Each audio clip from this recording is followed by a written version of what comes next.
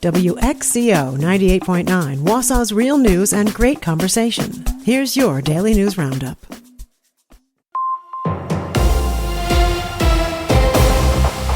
For WXCO News, I'm Isabella Nieto. Marathon County is asking the state for funds to attract out-of-state talent to the area. The county is in the running for funding through the Talent Recruitment Grant Program.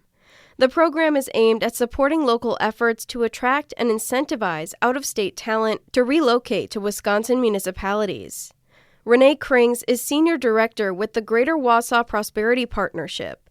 She gave a presentation to the County Extension, Education, and Economic Development Committee last week. The grant period opened this week, in fact on Monday, January 5th, and closes on January 30th.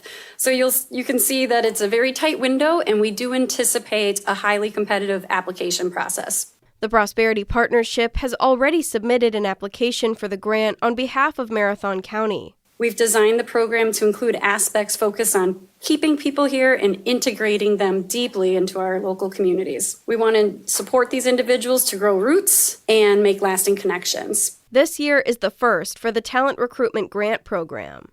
A total of $5 million in funding is available statewide, with a $500,000 cap on the amount any single municipality can receive. Applicants have to provide matching funds equal to at least 20% of the total project cost through cash, local investment, and in-kind donations. Krings said their plan is to seek support from local foundations and community partners to provide the matching funds. The incentives are designed to help an individual relocate here. The committee voted to recommend the county board ask County Administrator Lance Leonard to write a letter of support for the application.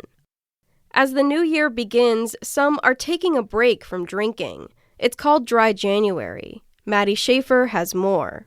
During this month-long challenge, people refrain from alcohol entirely. It started in the United Kingdom more than a decade ago, created by the charity Alcohol Change UK, and has since grown into a global trend. The number of people participating in Dry January is continuing to go up. And in Wisconsin, we do see drinking slowly going down, but especially in our younger generation. So while we still are above the national average for underage drinking, that has dropped significantly in the last 20 years. That's Maureen Buzalaki. She is the director of the Division of Alcohol Policy Prevention and Research in the Comprehensive Injury Center at the Medical College of Wisconsin. She also runs the Wisconsin Alcohol Policy Project, which provides training, technical assistance, and tools to reduce alcohol-related harm in Wisconsin. Buzalaki says although drinking rates are going down, Wisconsin is still well above the national average of excessive alcohol use. She says the benefits from refraining from alcohol for just a month can be significant. There can be weight loss. People can have more energy, and so then they might eat better. They might get back into their exercise routine, and be able to do some of the things that they have just been feeling fatigued about, right? And it's especially important in January for folks, because January is a tough month here in Wisconsin. She adds that it can also improve sleep, increase energy, and reduce liver fat and your blood sugar, which helps with long-term health. It also can be a time to reflect on your relationship with alcohol. How much do you really want to drink? I'm Maddie Schaefer. Incarcerated people could get better access to hygiene products under new bill proposals. Legislation at the state capitol would prevent markups on basic items like shampoo, soap, and lotion inside Wisconsin's prisons and county jails. And they've given inmates a basic stipend to buy those items each month while giving a wider range of menstrual products for free. The bills were introduced 2 years ago and didn't make it through the session then. They're further along this time and got a hearing last week with some bipartisan support. The Wausau City Council this week is slated to consider a referendum aimed at saving 12 firefighter-paramedic positions. The council will vote on whether to place a referendum question on the spring ballot that would allow Wausau to increase the city's property tax levy by over $1 million to retain the positions currently funded through expiring federal grants. The council will also consider cleanup plans for the former Wausau Incubator site on Cleveland Avenue and decide whether to terminate a downtown tax increment district. The council meets at City Hall tomorrow at 6:30 p.m. State lawmakers have introduced legislation that would require K-6 students get at least an hour of recess every day. According to the Wisconsin Department of Public Instruction, no more than 30 minutes per day can be counted towards recess under current law. The bill would guarantee at least 60 minutes of recess at both public and charter schools across the state. It would also prevent schools from withholding students from recess for disciplinary reasons. State lawmakers are also pushing to ensure that the extended recess requirement would not cause the school day to run longer.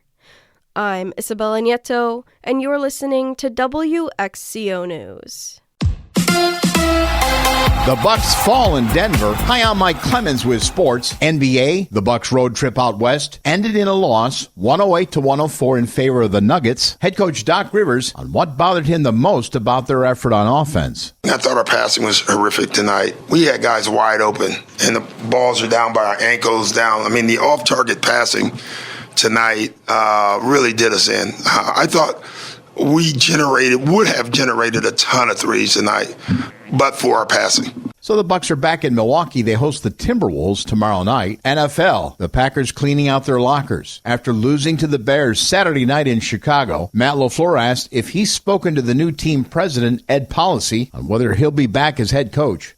We talked briefly on the plane, and there's going to be a time when we're going to get together either later tonight or tomorrow sometime.